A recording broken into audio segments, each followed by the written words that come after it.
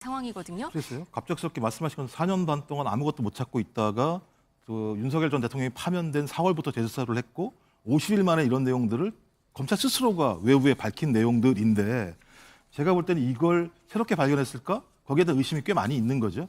근데 보면 2021년도 7월달 검찰 압수물품 목록에 의하면 목록 20-3이라 그래가지고요. 매매 보조자료, 녹음 파일, 녹취서 그래서 소위 4개의 증권사에 대한 목록이 있는데 여기에 미래에셋 대우가 들어가 있어요. 근데 이 내용을 가지고 있는 거거든요, 실제적으로. 그럼 근데 우연히 발견한 게 아니라고 아까 보시는 거예요? 검찰이 법원에 제출하지 않았겠죠, 이 내용을. 그러면 검찰이 알고 있었거나 아니면 모르고 그냥 가지고 있었거나 둘 중에 하나겠죠. 전 그렇다면 이 수사를 4년 반 동안 했는데 모르고 가지고 있었다면 말이 안 되는 거라는 생각이 들기 때문에 여기 나와 있는 검찰 압수 물품 목록에 대해서 검찰이 어떻게 다루었는지에 대해서 확인해 봐야 된다. 근데 이게 확인이 가능한 게 뭐냐면요. 김건희 특검 16가지 중에서 수사 방해, 조사 방해 행위에 대해서도 수사를 할 수 있게 돼 있습니다. 그럼 검찰이 이런 행위를 했다라고 얘기하는 건 자체 내부에서 수사를 방해했거나 조사를 방해한 행위들이 될 수 있기 때문에 조사를 해야 된다는 거 하나 하고 또 하나는 2024년도 7월 3일 날 김주현 민정수석과 김건희 씨가 비화폰으로 통화했다는 내용들이 나오지 않습니까?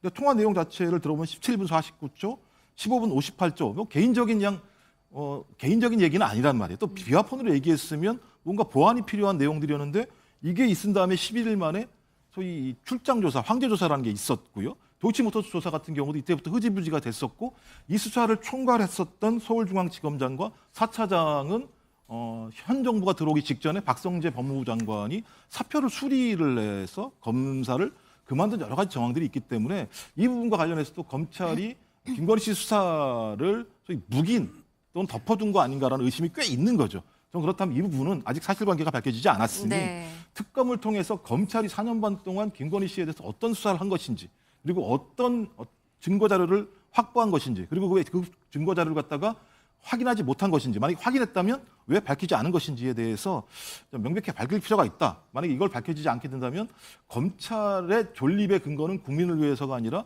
권력을 위해서라고 하는 것이 확인되기 때문에 저는 이건 매우 중대한 사안이라고 특검이든 생각합니다. 검찰이든 김 여사 신병을 확보할 것인가 이거에 대한 또 관심도 있어요. 어떻게 보세요? 지금 특검은 사실은 경쟁적으로 좀 수사에 나서는 분위기도 있긴 한데요. 속도로는 김건희 특검, 임종기 특검이 가장 빠른 속도로 좀 나가고 있는데 조은석 내란 특검 같은 경우도 지금 김용현 전 장관에 대해서 추가 기소할 수 있다는 얘기가 나오기 때문에 민중기 특검 같은 경우도 이 정도의 증거가 나왔다면 특검에서 김건희 씨에 대해서 기소할 수 있거든요. 신병을 확보할 수 있다는 생각이 들기는 하는데 제가 왜 그러냐면 검찰의 이 수사 더 손대면 안 돼요. 제가 말씀드렸던 것처럼 검찰에 있는 서울중앙지검장과 4차장 같은 경우 확인은 안 됐습니다만 증거를 알고도 이걸 묵인했다라고 하면 소위 이 사건을 갖다가 묵인 방조한 사람들이거든요. 근데 묵인 방조한 사람이 그 수사를 한다라고 하는 것은 원칙적으로 국민들이 신뢰할 수 없다는 측면들이 있기 때문에 저는 이 부분과 관련해서는 민주기 특검이 빠른 시일 내에 조치하는 것이 좀 맞다는 생각이 듭니다.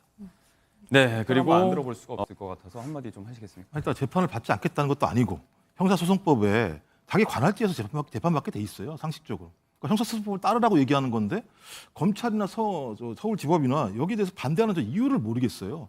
그러니까 전직 대통령이 재판받으려고 맨날 올라와야 되는 거거든요. 근데 검찰이 증인 몇 명 신청한 줄 아세요? 120명이나 증인을 신청을 했습니다.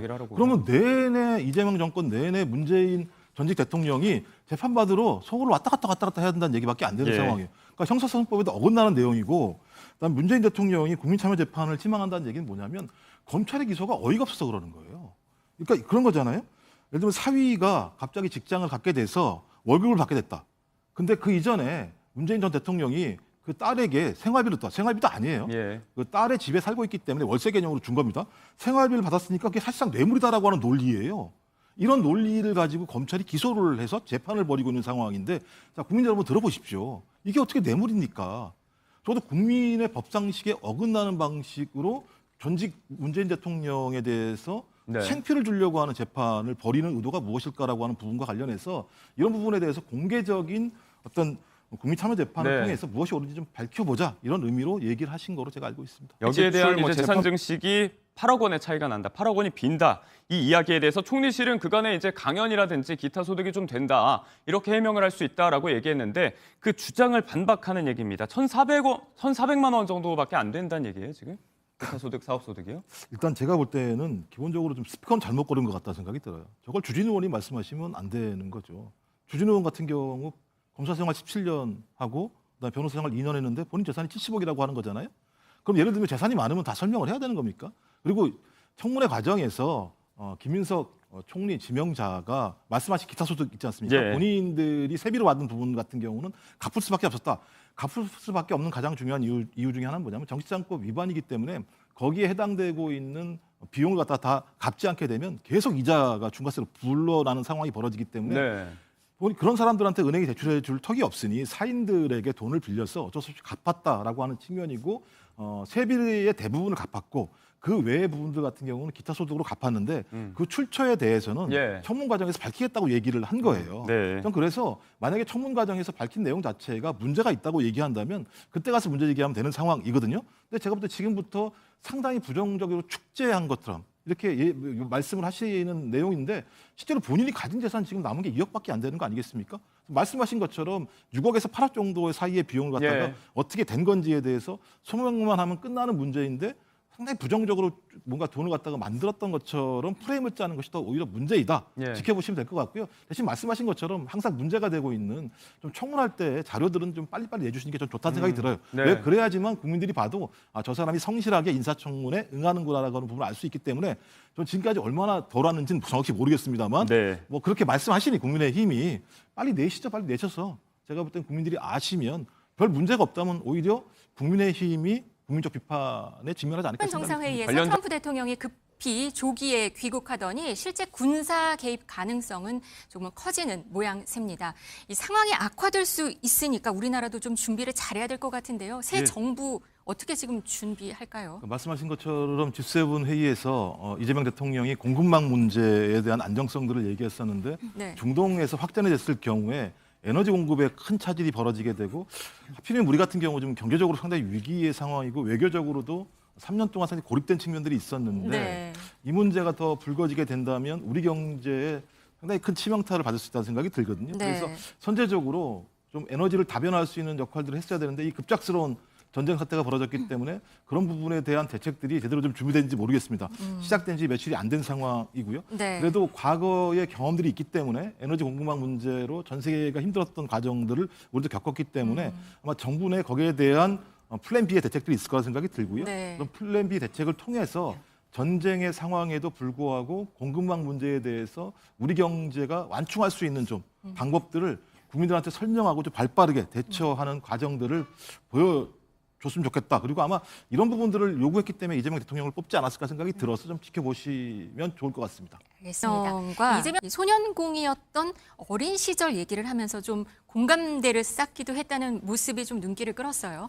제가 볼 때 특이한 공통점이죠. 대통령이 소년공을 소년공. 통해서 대통령까지 네. 올라갈 수 있는 과정들은 거의 불가능한데 지금 동시대에 브라질 대통령, 그다음에 한국의 대통령이 어린 시절 그리고 또 소년공 시절에 둘 다 또 몸에 어떤 피해를 당해서 불구 상황이 된 측면들이 있기 때문에 네. 장애가 네. 있기 때문에 좀 이런 문제와 관련해서 서로가 충분히 공감할 수 있었다는 생각이 들고요. 그래서 좋은 친구를 한 명 만난 것 같다. 그 국제사회에서 저런 대통령 한 사람을 만난다고 얘기하는 건 다자회담 과정에서 매우 중요한 의미가 있는데 하필이면 이게 또 브라질이라는 큰 나라라는 의미에서 굉장히 좋은 친구를 하나 얻었다라는 생각이 들고요.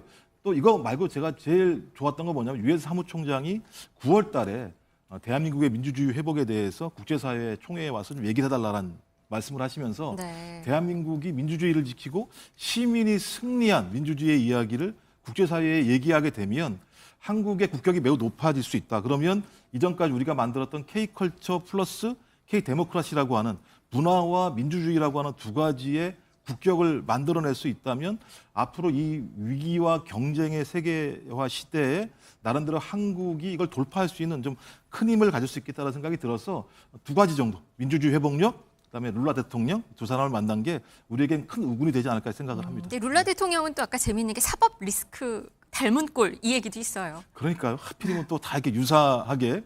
그래서 룰라 대통령 같은 경우는 실제로 감옥까지 갔다 온 상황이었고요. 뭐 국민들이 룰라 대통령을 다 막아주려고 하는 장면이 다큐멘터리에 나와서 사법 권력이라고 하는 것이 정치 권력을 그리고 한 정치인을 어떻게 탄압하고 정치 앞길을 막을 수 있는지를 보여줬었는데 뭐 이재명 대통령도 유사한 길을 걸었잖아요. 그러니까 소년공과 어떤 사법 권력에 의해서 피해를 당했던 두 사람의 만남이라고 하는 것들은 어떻게 하면 저런 피해에도 불구하고 자기의 인내와 끈기를 가지고 국민과 함께 소통함으로써 국민적 지지를 얻어서 대통령 자리에 올라갔다라고 하는 역사적인 하나의 중요한 두 가지의 경험 사례이기 때문에 저 두 사람이 앞으로 계속 좀 잘 됐으면 좋겠고 특히 계속 말씀드립니다만 브라질이 꽤 큰 나라입니다. 우리한테 큰 도움이 될 수 있는 나라이기 때문에 저런 끈끈한 관계는 매우 중요한 관계라고 생각을 합니다.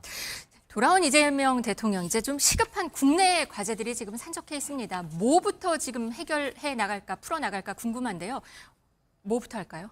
당연히 민생 회복을 해야죠. 뭐 이재명 대통령 그다음에 지금 김민석 총리 지명자 모두가 가장 중요한 문제는 경제 위기, 그다음에 외교 위기에서 이것을 극복해냄으로써 가장 고통받고 있는 민생을 회복하는 것이 주안점이다. 네. 다른 무엇보다도 네, 중요하다. 추경이 지금 네네. 예정이 돼 있는 것 같아요. 그러니까 정부가 두 가지 정책을 쓸 수가 있죠. 재정 정책과 금리 정책인데 재정 정책을 통해서 돈을 갖다가 시중에 이제 뿌리겠다라는 측면이고요. 돈이 돌기 시작하게 되면 다 아시겠습니다만 소위 이 자영업자군들 같은 경우에 생기가 돌 수밖에 없겠죠. 지금 3년 동안 자영업자가 100만 개 정도가 사라졌다고 얘기를 하고 있는 상황이거든요.